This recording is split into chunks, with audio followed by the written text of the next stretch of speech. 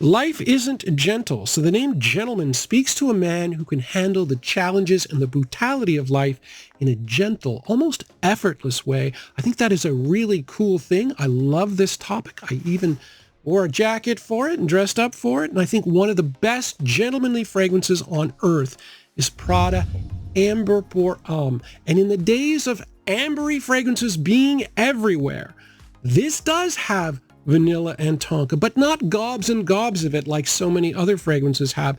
This has a hint of both, but it also has a couple of resins, labdanum and myrrh, to give it an overall ambery feel. And the odd thing is, this isn't even the most prominent aspect of the fragrance. Amber is the second highest accord. It is more warm spicy than anything else. It is heavily a saffron fragrance. There's also some cardamom, but it's really hardcore saffron. There's some fresh florals in there. There's orange blossom, neroli, and geranium. There's also mandarin and bergamot. There's so many things this fragrance has to offer. And it is such a classic that in 8 months, it's going to turn 20. And that does not happen very often because you can get this fragrance almost anywhere. You can get it at Prada, you can get it at discounters. Definitely a gentlemanly classic. There are more astronauts on this earth than there are master perfumers, and that makes what Laurent Bruyère, the perfumer of this fragrance, Scent Intense by Costume National, something of a phenomenon. Because can you imagine being a self-trained astronaut?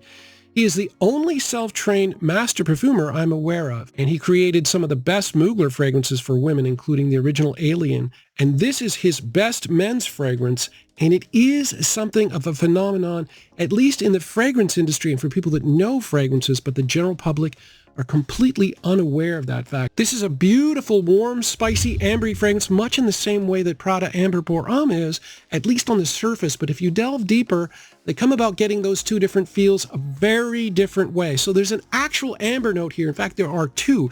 There's the original warm amber note, but there's also something called crystal amber, which is an aroma chemical that has more of an ambergris feel, so a little bit fresh amber, but two amber notes nonetheless.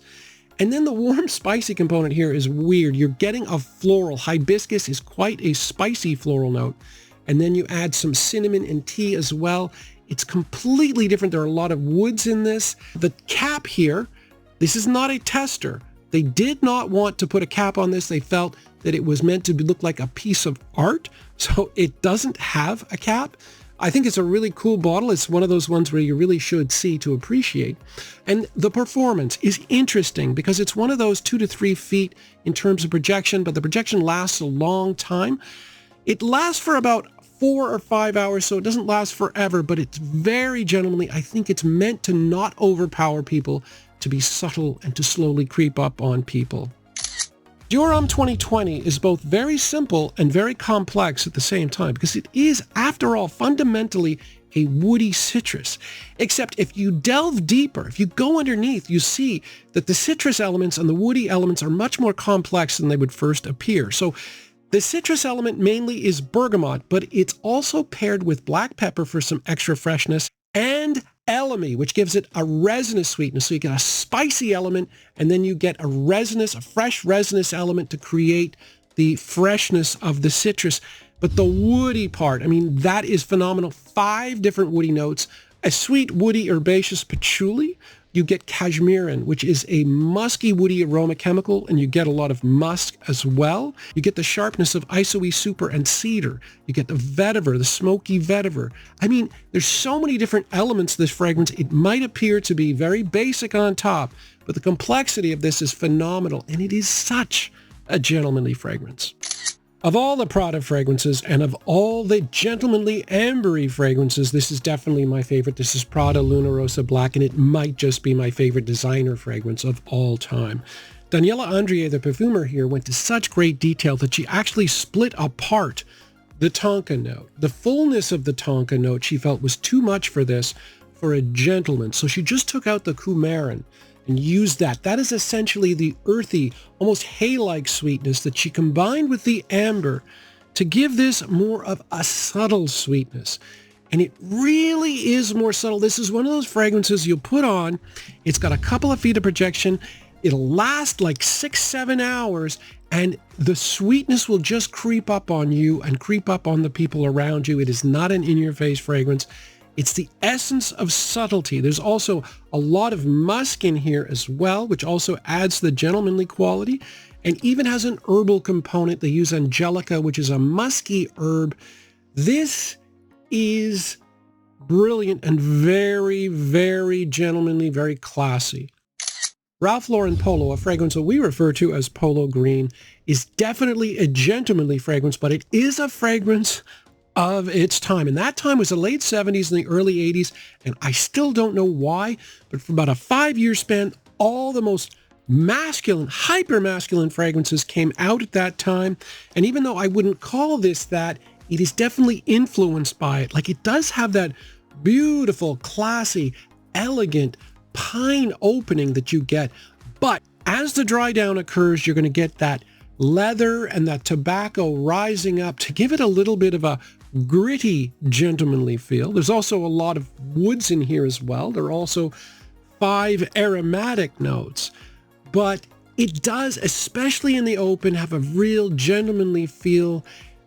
Just remember, though, gentlemanly with a late 70s edge to it. Lalique is a house that's renowned for making really high quality but inexpensive woody fragrances, and Lik Boram is definitely no exception. This is most often compared to Creed's Bois de Portugal, and for a $35 fragrance, that's crazy. But this fragrance has so many things going for it. So it is a citrus woody to start. It's got 5 citrus notes, and it is a lot of wood. Bois de Portugal, it means Portuguese wood, so it is a very woody scent. This has a lot of wood, especially cedar. It's very pungent and very strong, so bear that in mind. But this also has other things. It has an aromatic quality that's barbershoppy. There's lavender and oak moss. I would call it a faint barbershop feel. The kicker for this, though, is not only do you get the barbershop feel, not only do you get the heavy woods and a lot of citrus, you also get iris. And you may not notice it right away, but you will, because it is noticeable. It is a very high quality, at least to my nose, iris, and it's just a really well-rounded, gentlemanly scent that you can get at an unbelievably good price, and even the performance is very solid. Every gentleman's fragrance list has to include a heavy vetiver fragrance. I went with Lobois from Guerlain, and this is actually not the cap. This is my cap of my Habit Rouge, but this was a tester. So yeah, think of this in black, but this is a beautiful, heavy vetiver with a big twist. And that twist is green notes, but it's not just green notes. It's a lot of different kinds of green notes. There's actually a grass note here. Then there's a mint note and a lime note. Now, I pick up lime more than anything else, but at the end of the day, it is fundamentally a vetiver, very clean, surprisingly good performance, both longevity and that good 2 to 3 feet of projection. Beautiful fragrance, sadly discontinued, but if you can find it, it's worth a purchase. One of the hardest things to do in perfumery is to make a fragrance that is both gentlemanly and gourmandy, and given the movement towards gourmandy style fragrances, that's hard to find. I think Pegasus by Parfums de Marly does that really well. The gourmandy elements are pretty obvious. You're going to get a bitter almond note, so it's very almondy, combined with a lot of vanilla. And they even have a heliotrope note, which is a floral note, and I looked it up, and of course it said it is both vanillic and almondy. So they went all in on that sweet almond feel. But what you get here in abundance is a lot of sandalwood. So you get that powdery sophistication of the sandalwood to sort of mitigate the sweetness of the gourmandy thing. It makes it a little bit more sophisticated, I think a little bit more masculine. I think it does a really good job. It's kind of under the radar when it comes to Parfums de Marly. And this is a fragrance, because I don't like the bitter almond note traditionally, that without question has improved in my mind more than any other fragrance that I ever tried. When I first tried this, I couldn't stand it. But over time, I've started to appreciate the sophisticated element of the powderiness and the fact that the vanilla note is there, but it's not overwhelming. Brut by Fabergé might be the most misleading name in all of perfumery. There is nothing brutish about this fragrance. It's actually very gentlemanly and quite subtle. It's actually the anti-Brut fragrance. So it is a little barbershoppy. It's got a subtle lavender and oak moss feel. It's got a lot of woods as well, sandalwood and vetiver, which is an odd combination. But really, what stands out here is the anise, which is a licoricey spice. But I like it better than just straight licorice. It's like a combined licorice and spice combination. It smells really good, and it's packed with anise. It's a gorgeous fragrance. I really like it. Now, this is an eau de cologne, so the performance isn't outstanding, but you can get it in a lot of different concentrations, and I can see why this fragrance has stood the test of time. It's actually surprisingly pleasant. Latafa's Liam is a clone of BDK Parfums Gris Charnel. However, you have to understand the target demographic for Latafa is young men. That's where they make the most amount of money with clones because they're inexpensive and they're accessible to men price-wise. Right, so what they do with their clones is they make them more youthful and more masculine, and that's exactly what they did here. Now, the fragrance does start off as very unisex and quite similar to Gris Charnel. You get the beautiful powderiness or creaminess in this case of sandalwood and iris. Really nice, really unisex. You get a little hint of that vanilla. You also get the fig and all the interesting notes, the tea as well. So for the first half an hour, very unisex, very creamy, very appealing. But as the fragrance dries down, the vanilla gets stronger, and then the cardamom starts to pop out, and you get that really strong, warm spiciness. Still a gentlemanly fragrance.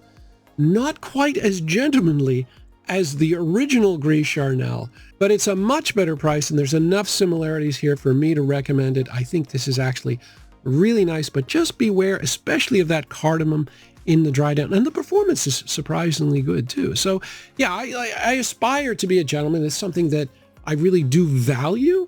And so the qualities of a gentleman, I do my best to try and embody as much as I possibly can. And I assume if you're watching this video, maybe some of you do as well.